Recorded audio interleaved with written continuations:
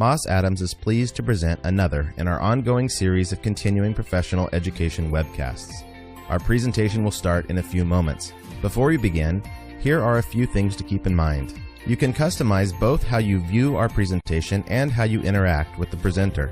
For better viewing, close all other applications and turn up your speaker volume. You can also adjust window size and placement. At the bottom of your screen, you'll see a series of icons, each relating to a different aspect of our session. For example, you can click the file folder icon to download the group attendance sheet and a PDF copy of today's slides. You can ask our presenter questions during the webcast by clicking Q&A in the bottom left-hand portion of the icon bar and typing in your question. We'll do our best to answer all questions during the presentation or follow up via email. If you experience technical difficulty during today's presentation, refresh your browser by hitting the F5 key. We'll ask polling questions throughout today's presentation. Per the National Association of State Boards of Accountancy Webcast CPE standards, CPE credit will be awarded based on your participation in these polls. To respond to a poll, click the button next to your answer. If you're attending this webcast in a group, in order to receive CPE credit, you must complete our attendance sheet, available in the file folder icon at the bottom of your screen. Please have all group members sign the sheet, and please remit only one sheet per group.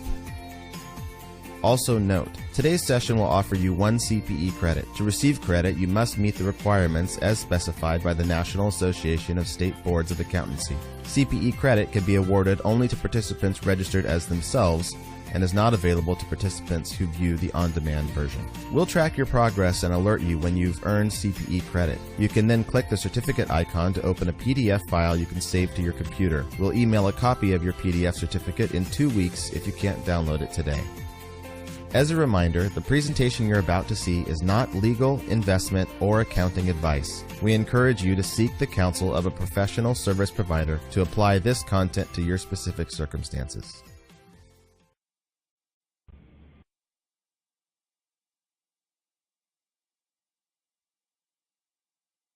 Good morning, and welcome to today's webcast, Family and Business Succession Planning. Are you and your company exit ready? I'm happy to introduce today's speakers, Dan Gaffney with Moss Adams and Michael Evans with the Newport Board Group. Dan is a partner at Moss Adams and national practice leader of the closely held business services practice, which helps companies nationwide manage tax, regulatory, and marketplace challenges. He advises family-owned businesses, owners, and executives on corporate and individual income tax, strategic business planning, estate planning, and business succession to help them manage their tax liabilities and preserve business and personal wealth. Mike is the managing director at Newport Board Group, a national professional services firm whose partners are CEOs and senior executives. Exclusively dedicated to Newport, they work together through the Newport Expert Network to guide companies through no-man's land transitions and assist private equity to acquire and grow these companies. Mike serves on several corporate, for-profit, and nonprofit boards. Dan, I will now turn the line over to you to get us started.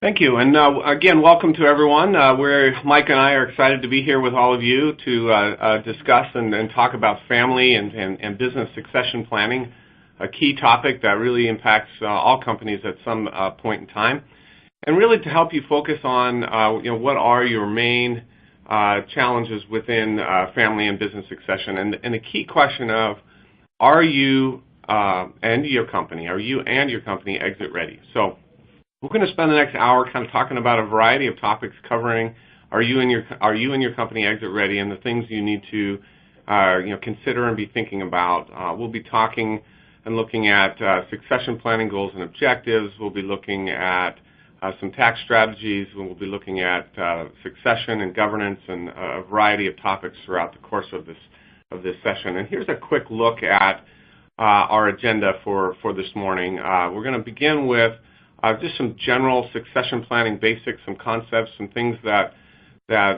all companies and their owners should be considering as they're thinking about succession. We'll address a few of the key issues. And then we're going to dive into governance and senior management and boards of directors, those types of challenges and issues, as well as addressing briefly funding your exit, and then conclude a little bit with taxes and some of the documentation issues that companies should be addressing. And then as throughout the course of the session here, we'll leave some time at the end for some questions, so feel free to type those in, and we'll try to address them as best we can as we go. So let's dive in a little bit to that question: are you and your company exit ready? As we go throughout the morning here, there's a few questions that we'd like to challenge you to be thinking about for your organization and yourself and your family. And those are listed here in the next couple of slides. And as you think about these questions, really think about the situation that you're in, your business, where you're at, what stage of succession, where your family situation is, what your personal goals and objectives are, etc. Those types of questions revolve around goals of the future of the business. So where is the company going? What does the strategic direction look like? How do you plan to exit the business? Do you know what that looks like? Will you transition to family members? Will you seek equity investors? Will you look for strategic buyers or key employees? What does that exit strategy look like for you and your business? Will family members be involved in those decision-making, in that decision-making process?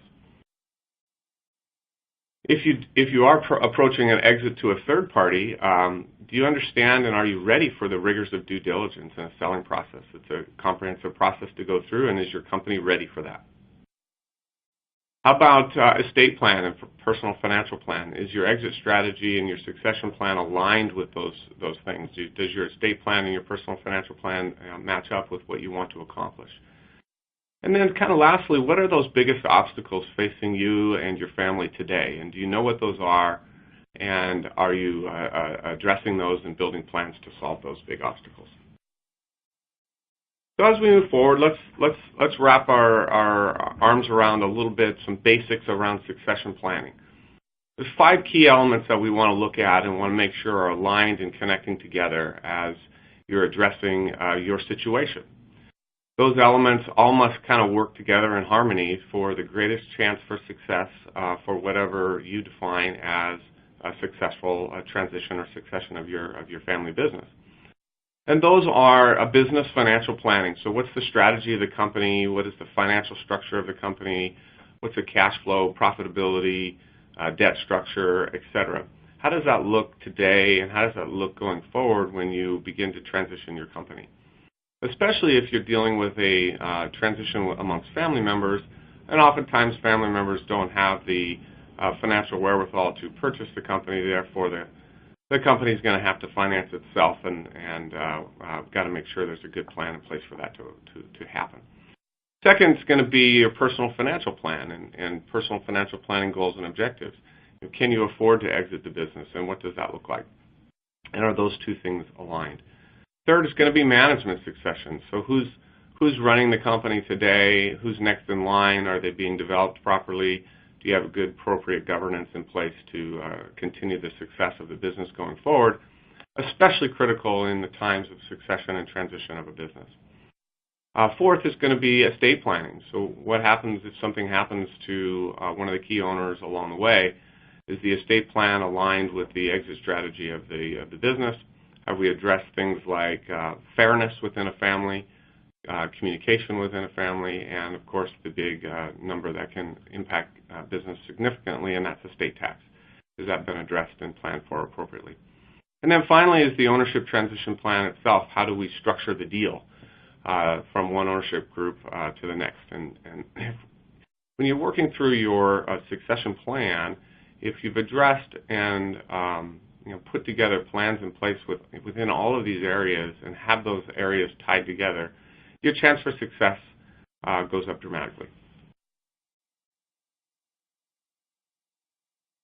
When dealing with this, it's oftentimes a good idea to pause and step back and think about what's at stake as we go through this, and either we can be well planned out and think through all the issues within our family business, and have an orderly succession, preserve our legacy, take care of our customers, those types of things, or we can deal with a fire sale and have chaos and have awkward exits and legacy undermined and value not maximized and those types of things. So the question for family businesses is what matters, and what's at stake is a key way to look at that. When dealing with your family business, a couple of key objectives to keep in mind. And you can put these in the form of a question, such as, first, are you building a business with transferable value? Meaning, is the value growing, and is it transferable from the current ownership group to who's next in line? Are you creating enough sufficient liquidity personally and net worth to fund the lifestyle that you want? Are you able to pull that out of your business and make that successful? Are you planning for management succession across all levels of the organization? Are you dealing with and anticipating the estate tax burden? And are you building a successor organization and a plan for an orderly transition of ownership? If you address those things, then your plan will have a greater chance for success. So let's look at a few risks that occur within family businesses, a few risks and statistics that are happening out there. There's a number of surveys across family business across the United States, and anywhere from 2/3 to 3/4 of family business are sold and don't make it to the next generation. So there's inherently a challenge already for those that want to continue it going forward. A very, very small percentage, actually 95%, don't make it to the third generation. So it's a very small percentage chance. But what we do know is planning. And those that do survive multiple generations, those that do thrive into second, third, and fourth, and beyond generations, those businesses and those families have spent a significant amount of time in planning and addressing some of the issues that we're beginning to discuss this morning. And those families that address those issues, the chance for success goes up dramatically. A few other risks or reasons why family business plans don't work out, succession doesn't happen. Inadequate management, meaning we don't have the right people in the right roles accomplishing the things that need to happen to keep the business successful going forward. Not enough cash flow to fund the growth or to even fund the transition of the business. Alignment of incentives among family members, a lack of that can put a risk into the family business. Lack of clearly defined practices and procedures. In other words, what are we doing? How are we structured? What's our governance? Those types of things. If we don't have that clarity in there, then we oftentimes see business succession failure.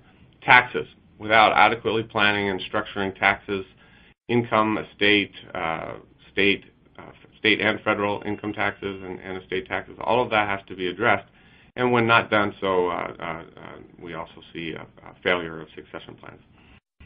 And lack of succession or exit plan in general, just not having a plan is another key one. And one last one I would say that we oftentimes see as a reason why businesses and families struggle with succession, and that is communication.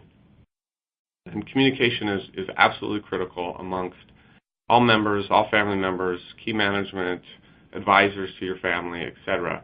So making sure that you've addressed communication across the family. A few other things we want to cover and just kind of overview general. Family companies are different.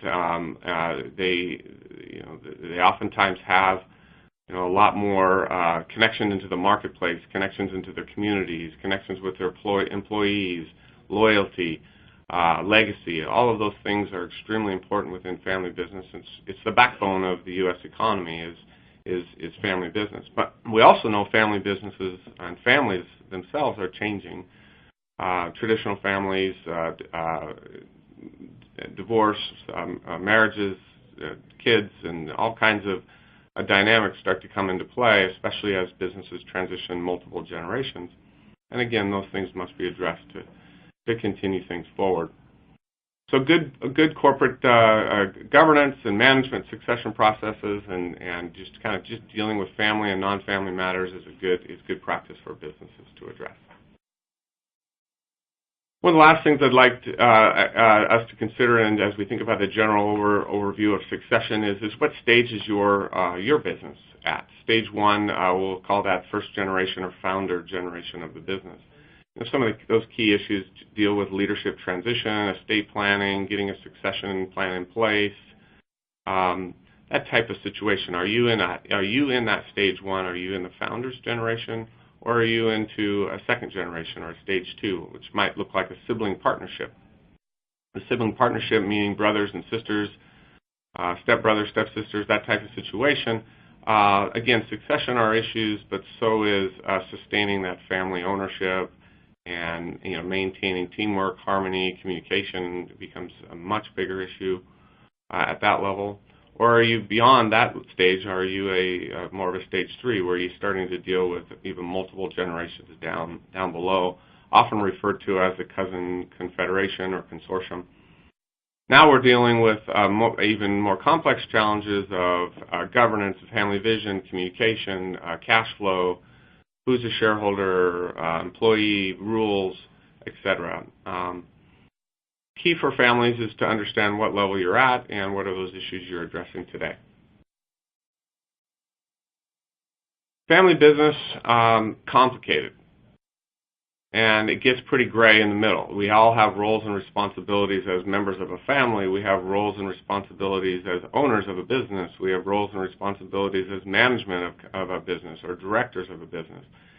And when you're dealing with family business, and especially in thinking about succession plan, it's key to understand where those overlapping roles are and to understand there's a lot of gray area in there, and it's important to address and understand the challenges that exist, but also to know where the kind of the sweet spot is for your family to work together to address and your succession goals and move forward with that. With that, I'm going to pass it back over to Michael to begin discussing a few things further. Thanks, Dan. We're going to talk about some of the key issues facing family businesses. Family businesses are very important to the economy. They generally account for most of the employment growth in the economy and most of the new business formations. And although family businesses can range from, the husband and wife owning the business, there are family businesses such as Ford Motor Company and Walmart that have survived generations, many generations, and have been successful as family businesses. Dan mentioned that only a third of all family businesses make the transition to the second generation. Generally, the first generation is the entrepreneur, the second generation become the managers, and by the third generation, in many cases, the generation is not interested or may not have the passion that the entrepreneur had when he or she created the business. Second key issue is alignment of family interest. When you pass from the first generation to the second generation, let's say there's multiple siblings, some will be involved in the business and some will not. The question is, who will be the CEO? How do you adjust and compensate the non-participating siblings adequately for their ownership of the business, but not the participation in the business? And the balancing of financial returns as perhaps the biggest issue that the first generation faces is liquidity in terms of the second generation ownership of the company being able to buy out the parents. And there's ways to do this in terms of outside financing, and we'll talk about that. But typically in many companies, there's not enough capital that has been built up to successfully buy the first generation out. The fourth is interfamily disputes. This happens more often than not, typically in the case of a divorce. The spouse, particularly in a community property state, is entitled to half of the stock of the shareholder, and of course you have a private company where there's no real market for the stock, and so the divorced spouse would like to liquidate, whereas the other spouse wants to keep involved in the family business. So that typically, in many cases, leads to valuation issues on the value of the company and litigation. And the last that Dan will touch on is inheritance and estate taxes. Now, estate taxes, always a big political issue, but in reality, last year only 5,300 families paid estate taxes, only 1 out of 500 decedents. So it's generally not a large issue as far as the tax portion of it, but what is a large issue is that for at least 2 years after the death of the owner, typically the stock is tied up. You have to file an estate tax return, and then the IRS has the time to audit that.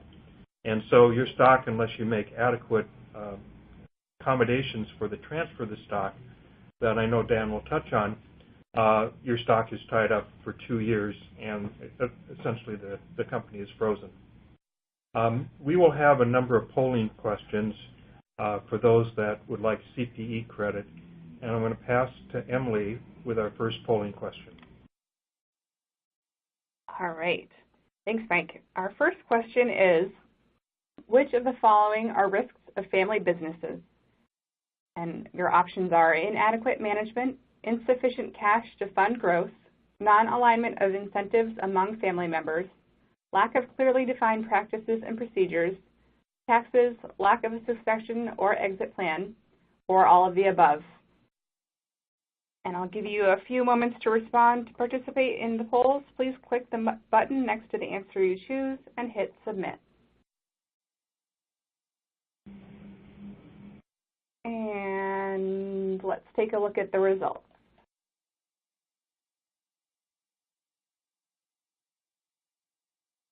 It looks like 90%, there's no right or wrong answers, but I think 90% got the most accurate answer. Essentially, all of those issues affect successful family succession planning and transfer to the next generation. So thank you for your responses. We'll move on to the next part of the solution. We talked about the problem. One of the solutions is, of course, to get started early on succession planning. Typically, that would be the most common problem, that you don't start early enough. One, just in terms of financing succession, but two, making sure that you have the right siblings in place to carry on the business of the company. So first of all, you have to make sure to keep family members informed about accomplishments. Typically, a successful family company will have family meetings, even though the founder may make most, if not all, the decisions, but at least keep everybody informed about the business, the options for growth, challenges, financial. So treating the family members as a board, internal board of the company, is a good thing to do. The second is actually have something written out as a charter. It might be 2 or 3 pages, it may be longer, but it delegates authority, it talks about control on death, and it also talks about potentially multiple classes of stock, where a preferred stock issue, basically a interest-bearing class of stock, could be given to the non-participating siblings, whereas the common stock and voting control would be given to the participating sibling who is going to take the leadership position. Details like that need to be worked out far in advance. The second is governance structures should establish formal communication that allow members to share their ideas and issues. So you need to consider family businesses are much more difficult to run than regular corporations. Regular corporations, you need to consider the board and the outside shareholders. In a family corporation, you need to consider all of the family members who may have differing ideas, differing needs, and differing objectives. You need to avoid or minimize family disputes, and they will always happen. So, for example, if you have 2 or 3 siblings or 4 siblings, or the sons and daughters involved in the business, are all of them paid equal pay? Do they all have an equal say in running the company? What's the issue on the value of the company? How do you determine the value of the company, both in terms of the buyout of the parents, but also in terms of potential death or divorce of the siblings? And basically, you need to make sure that you have a fair approach that's written out in advance, because the worst thing that can happen, and frankly we see it fairly often, is the siblings who have gotten along for many years all of a sudden are put at odds with each other when one or two of the siblings becomes the succession management and the other siblings are not, or are not involved in the business. Key governance policies. As I mentioned, family businesses are much more difficult than regular businesses because you have to consider the fairness that optimizes motivation not just for the employees of the company, but the motivation for the family members. Paying the family members more or significantly more than the employees is demotivating to employees, but on the other side of it, the family members and the founders have invested capital and have built the business. So there's a balancing act there. Shareholder rules, establish rules for the share ownership and transfer. So what happens when you die? Who gets the shares? Who runs the company?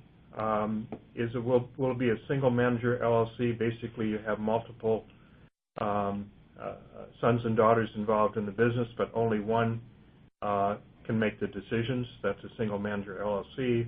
Or is it going to be shared leadership LLC? Are you going to have common or preferred shares that will take care of active and non-active members of the business? All of this needs to be spelled out in advance. And also dividends. I mentioned that for those siblings that will be active in the business, they'll receive a salary and compensation. For those that are not active, they'll receive effectively nothing. So you may have to talk about how money will be coming out of the corporation as dividends, potentially, to the non-participating members.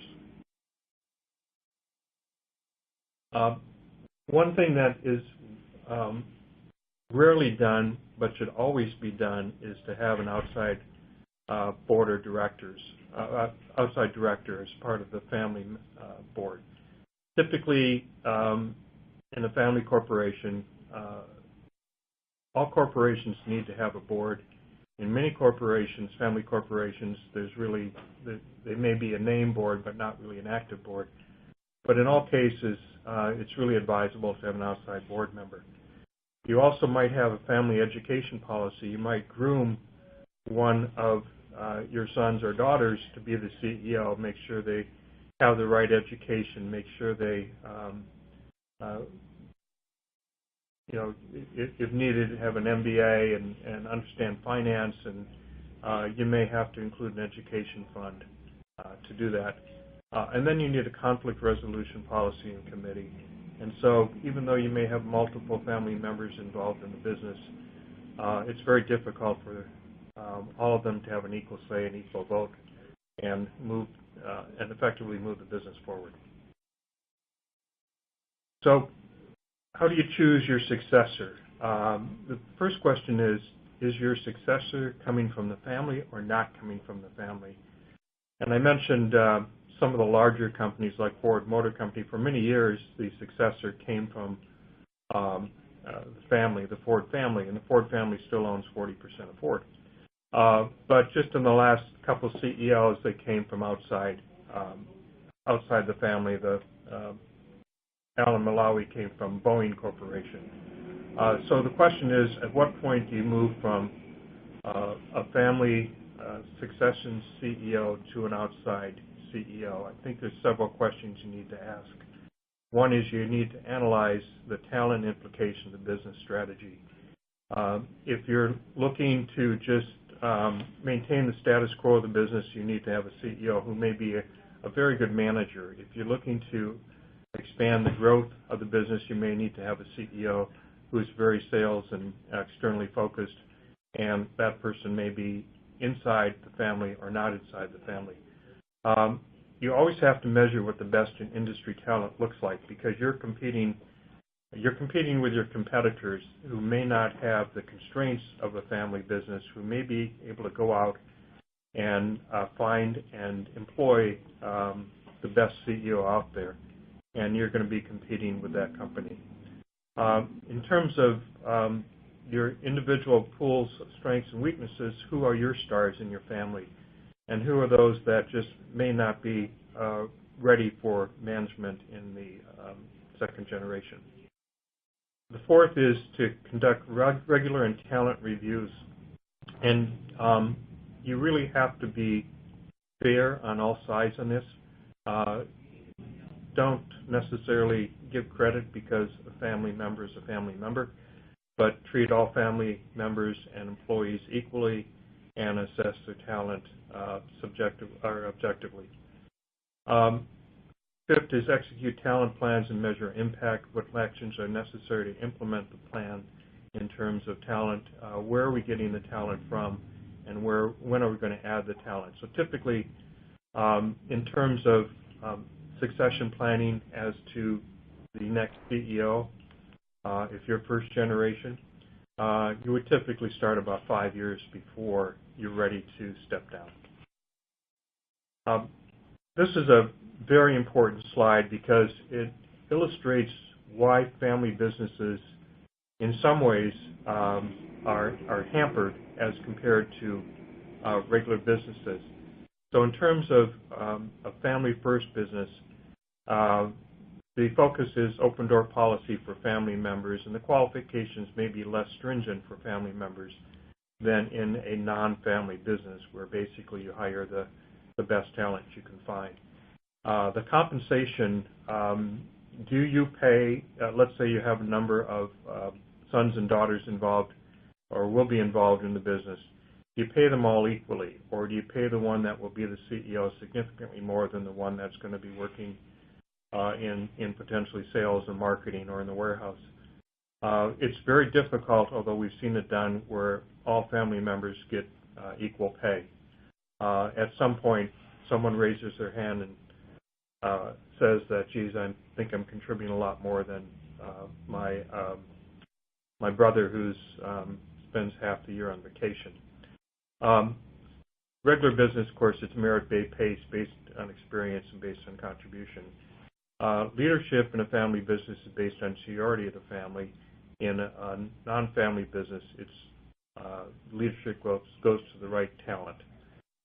Resource allocation, and this also goes to valuation of family businesses in the event that you want outside capital. Business resources are used for personal needs, loans, grants, vacation homes. Of course, in a regular corporation, you can't do that. And in decision-making, it's unilateral and concentrated with a senior family member in a family business, and in a regular business, it's focused around the executive board, executive management, and the board of directors. So you need to build consensus on foundational issues, short and long-term strategies for the business and the family.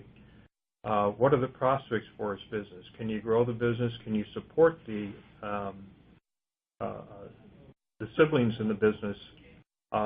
If you and your spouse started the business and you run the business and you have a number of sons and daughters, is there enough to support those families in the business? Continuing role of the family in the company ownership, and whether to bring in non-family professional management. So the steps to successful, and I say steps to formal, I'm adding written succession plan because I do believe succession plans should be written and they should be understood early by all family members, is to start early and identify the next CEO as soon as the CEO is appointed, so typically 5 years before you're ready to turn over the reins. Consider the strategic direction of the company and what executive skills are needed. Get advice from independent directors. As I said, there should be at least one independent director, and that person should be an expert in the business or in finance rather than just a family friend. Build consensus, involve key stakeholders in the selection process. That includes the spouses of the siblings because they potentially will become your shareholder at some point in time if there's a divorce or death. And develop a transition plan between the current CEO, which may be you, and your successor. The other, I mentioned outside. There's a couple ways to bring in outside advice. One is to have advisors from the outside, and It needs to be more than just your accountant, or it may be your attorney. They may be very, very good at doing that, and that would be great. But people that can understand and connect all the dots, not just the legal singly or the accounting, but bring in people that can really understand the strategic, financial, and operational sides of the business and link all of those together. In terms of, we now have our second polling question. Emily, if you'll ask the second question. Our second question is, well-functioning governance structures aim to communicate company values and mission, keep family members informed, establish formal communication mechanisms, avoid or minimize family disputes, or all of the above. And as a reminder, if you would like to receive CPE credit for today's webcast, you will need to respond to at least 3 of the 4 polling questions. And I'll give everyone a few more seconds to make a decision. And let's go ahead and take a look at the results.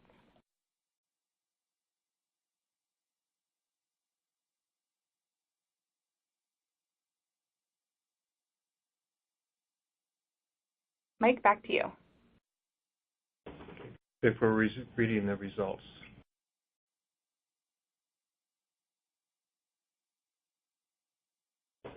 We'll pass because we can't see the results on our computer. Going quickly, what should I do today if I'm the first generation or even the second generation? I want this business to pass to my sons or daughters. First is to formalize a strong management team, manage the day-to-day operations, and consider establishing an executive committee made up of family members and non-family members.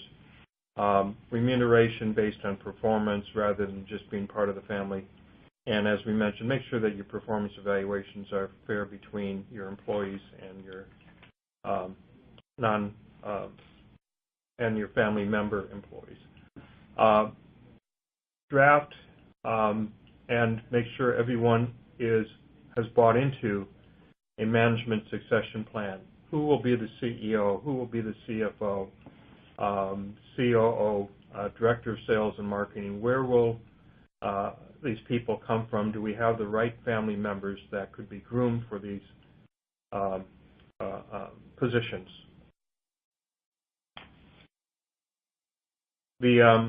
Identify and prepare your successors. Determine a policy whether a successor will be from family. In larger family companies, they actually determine that the CEO will not be a family member, but the chairman of the board will be a family member. That's typically, as I said, in larger family companies. In smaller ones, I think it's more qualifications-based rather than role-based. An issue is define your ongoing role if you're the retiring owner. And this can be very difficult because, one, not just from the letting go side of it, because this is a business that you create and you want to make sure it's successful, but there's also some tax issues that Dan will touch on in terms of continuing involvement if there's a redemption of your interests. Identify the support that the family has for the successor, because you may decide that one sibling, one of the sons or daughters will be the CEO, but the other family members who probably will end up owning the bulk of the stock may not be happy with that. Mention board of directors. Typically a board should be, I would say, 3 to 5 members in a small family business. Should be at least one independent director. Sometimes that independent director will have voting.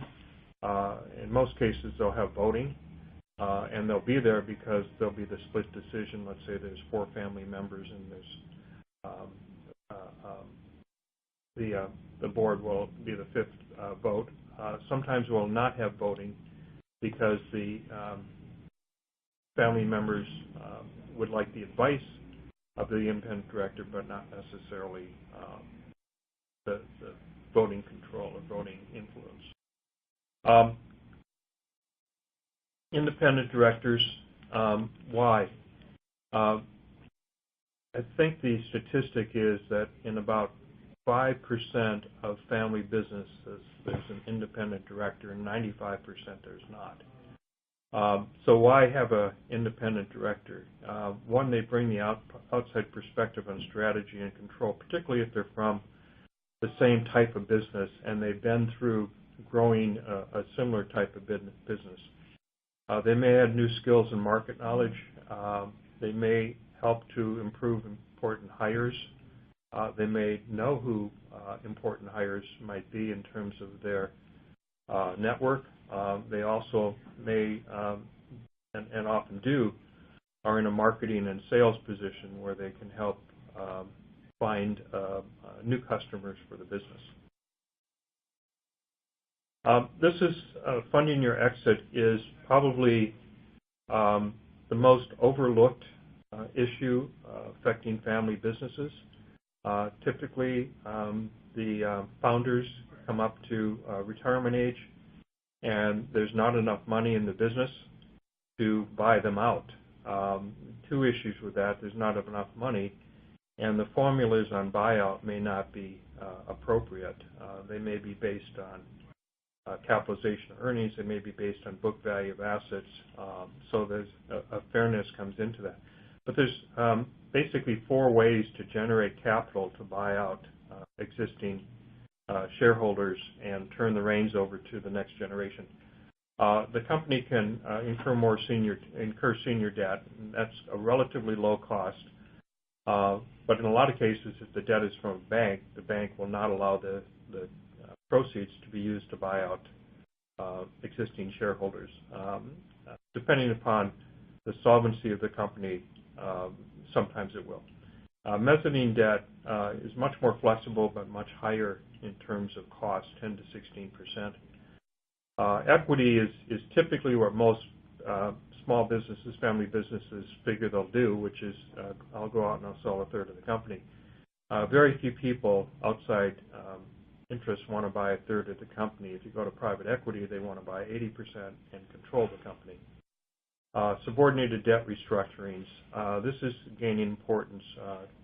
A lot of the structuring today by investors is typically a 7 or 8% preferred investment of perhaps 20 to 40% of the business. The redemption after a number of years. It's a relatively high cost of capital, but it's also very flexible capital and can be used to buy out family members and retire family members. The objectives on transfer, which Dan will touch on many of the tax traps, is to retain the control of the business, lower the estate and gift tax, assure a smooth transaction, shift as much tax as possible, basically defer tax, and of course create retirement income. How you effectuate a transfer is an installment sale. It's basically we'll pay you, the sons or daughters will pay, or the business itself will redeem you over a period of 5 years, let's say. The private annuity, which basically is that we'll provide you with a life income to the parent. And the third is family ESOP, which is more theory than practice, very popular in the 1970s, less popular today. I'd like to turn the next section over to Dan. There's a number of tax traps that many small businesses fall into, and Dan will cover those. Yeah, so let's turn our discussion a little bit towards taxes, agreements, documentation, things families should be considering and addressing. When we're thinking about taxes, here's what I want to emphasize for everyone to consider.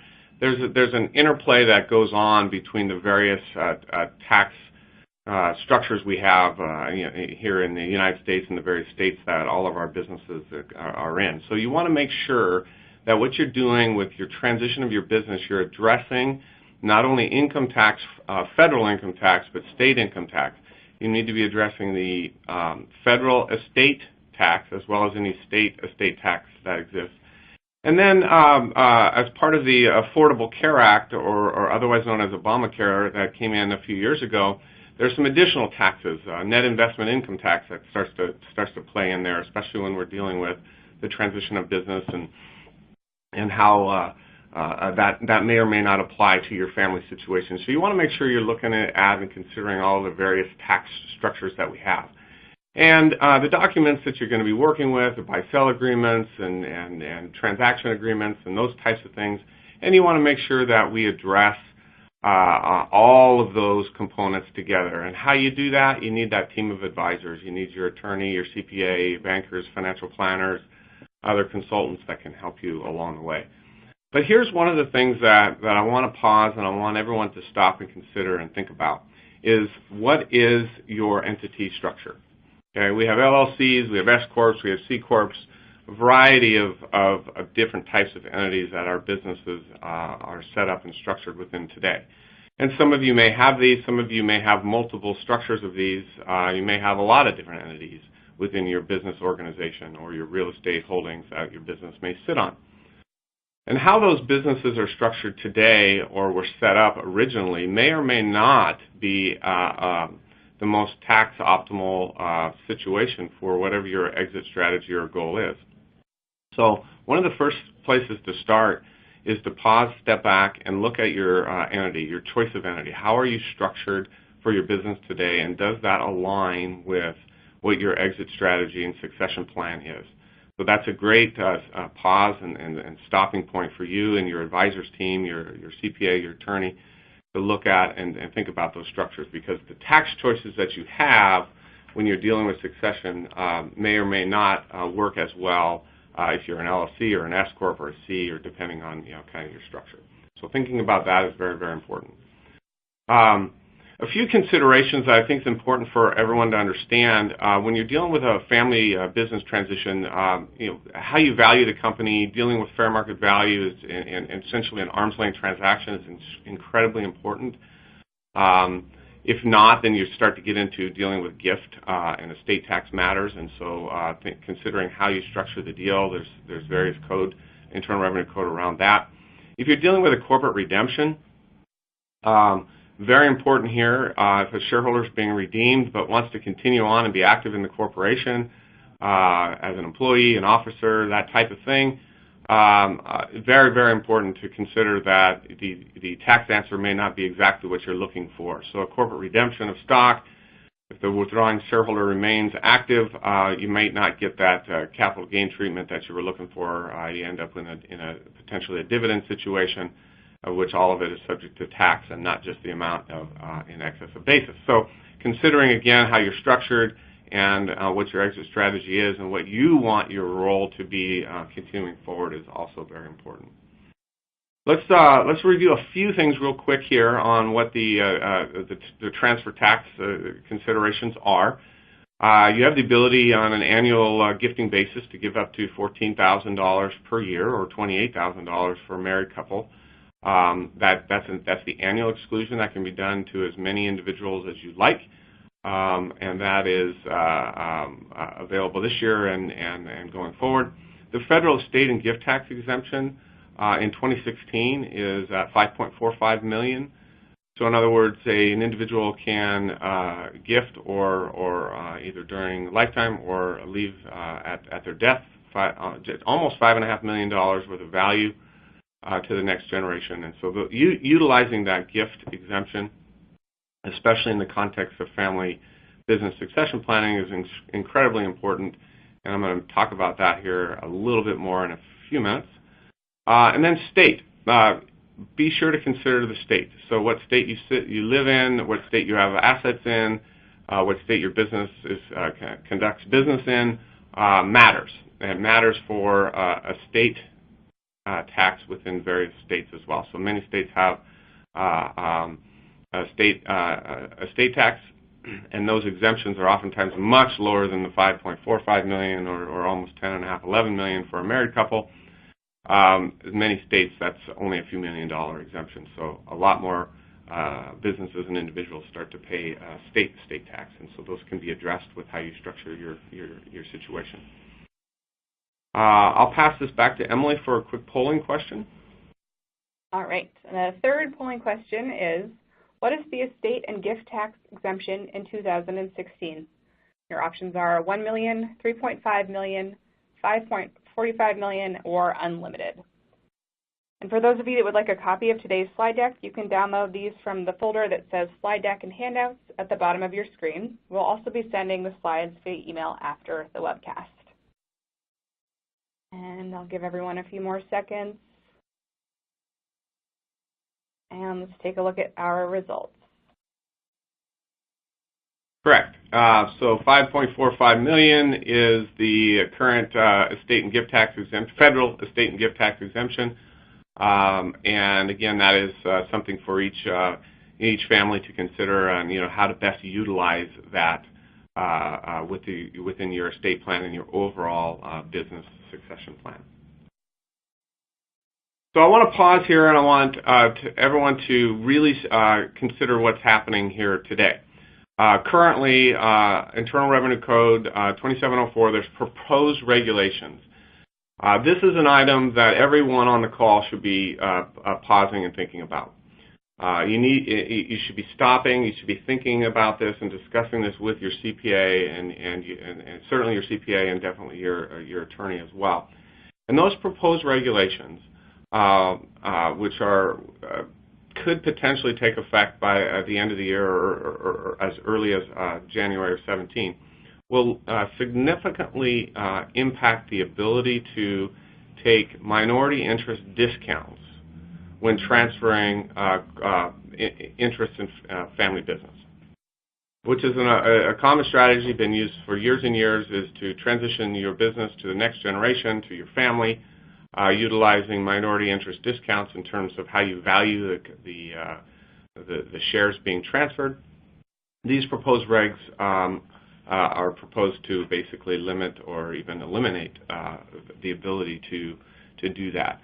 So any family that's in the middle of a succession plan or just beginning to think about, this is one item that you should be discussing at great length with your advisor team to decide what it means to you if these regs go through, and is this something that you should deal with or not. But each family should be addressing this today because it is kind of a hot topic for family business today.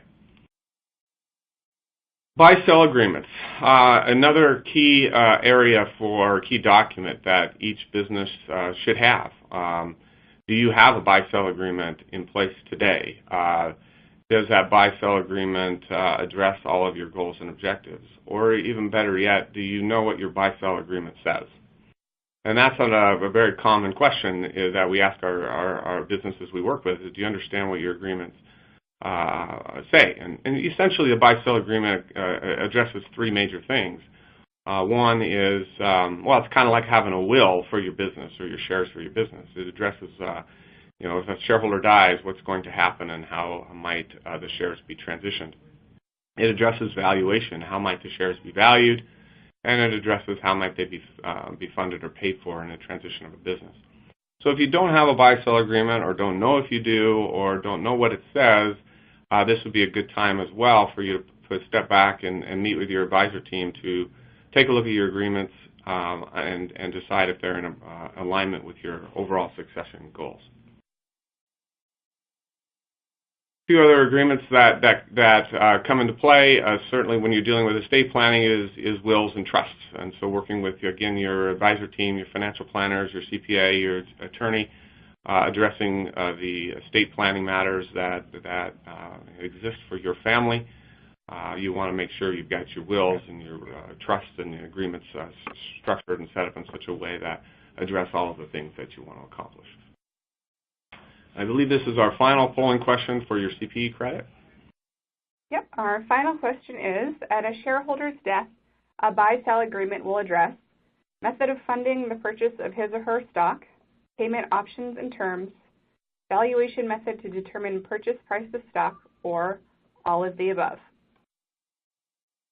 And once you've completed all CPE requirements, you'll be able to download a PDF of your CPE certificate from the certification icon at the bottom of your screen. And let's go ahead and take a look at the results. The correct answer is the buy-sell agreement does address all of those options, and very, very critical that all family businesses have these agreements, and these agreements are updated and current with your goals and objectives. Kind of summarize and take us to the end of our discussion today. This is, again, these slides are available, and a few other handouts are available for you to download. You've heard us a number of times talk about timing is critical and important, and here's a timeline for you. I think Mike mentioned several times the earlier you start, the better. Lots of key issues to address and work on within a family over time, so it's important to kind of see where you're at on your timeline and try to keep your family moving forward. Just a few quick conclusions and thoughts. Mike, as he mentioned, sound governance structure between the board and owners and management is incredibly important, and just dealing with communication and structure, and making sure we have great buy-sell agreements in place. I know, Mike, any other comments on that? I think the most common problem we see is the lack of a will and a revocable trust. And I would say when we poll people in an audience have a will, maybe outdated, and probably only half of that half have a revocable trust. A revocable trust is very, very important because it helps you designate who's going to receive the shares of the company and who's going to basically have control of the company. But it also allows you to avoid probate.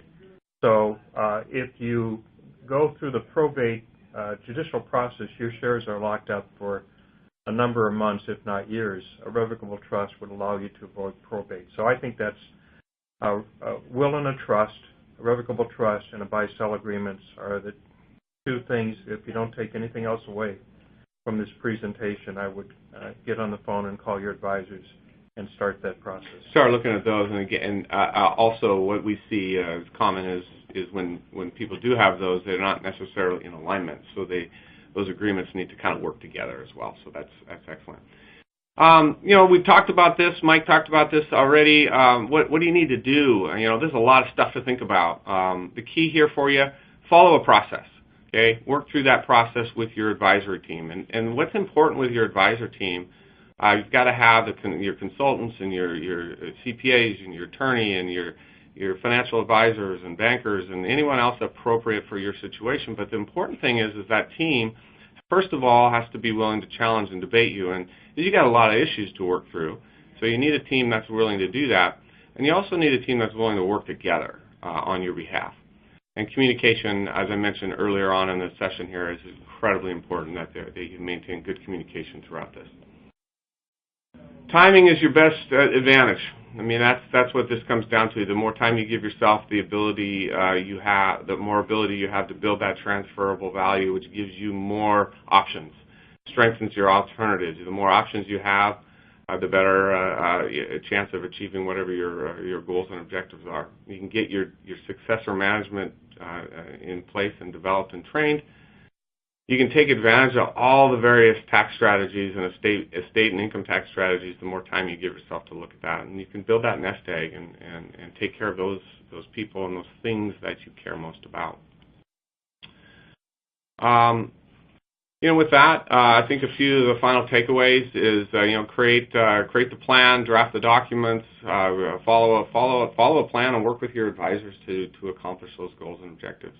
I believe we're right near the end on our timing, and the last few things, there's been a handful of questions that were submitted. We'd be happy to we'll respond to those offline, and I'll turn it back over to Emily. Great. Thank you, Dan and Mike, for a great presentation. As a reminder, if you attended today's presentation in a group and would like to receive CPE credit, you must complete the group attendance sheet in order to receive credit. And you can find this at the icons at the bottom of your screen in the slide deck and handouts icon. If you participated as an individual and met all certification requirements, your certificate is available to download now in the CPE icon at the bottom of your screen. Open the icon and click the printer in the lower right corner to download a PDF copy. I'll keep the webcast console open for a few minutes to give you time to download this now. And a copy will be emailed within 2 weeks should you have any difficulty downloading it today. And here is a link to an online survey where you can provide feedback for today's presentation. Please take a moment to complete this survey as your feedback is very important to us. Thank you again for joining us, and we hope to see you next time.